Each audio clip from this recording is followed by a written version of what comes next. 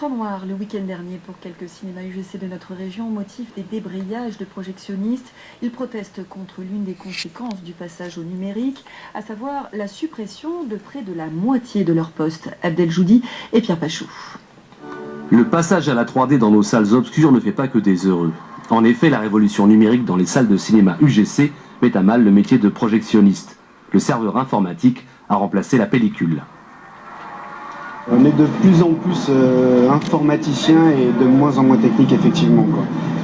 On gère un cinéma presque au clic de souris. Je pense que le projectionniste est amené à disparaître malheureusement vis-à-vis du poids du numérique, parce que c'est quelque chose qu'on ne pourra jamais rien faire contre ça, j'ai l'impression.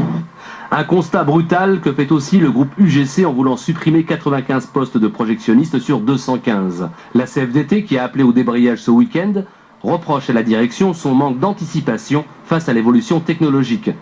Il y a peu, toujours d'après la CFDT, UGC ne souhaitait pas accélérer la mise en place des salles numériques.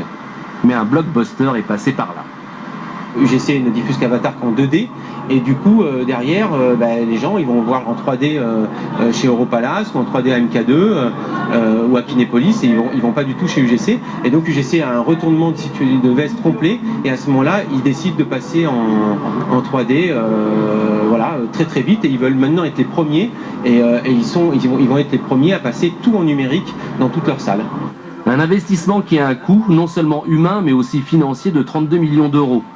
Les grévistes veulent que la direction réduise de 20 postes le nombre de suppressions d'emplois et généralise le nombre de temps plein pour les salariés reclassés. Ce week-end, une dizaine de salles franciliennes étaient touchées par les débrayages. Le chiffre du jour, c'est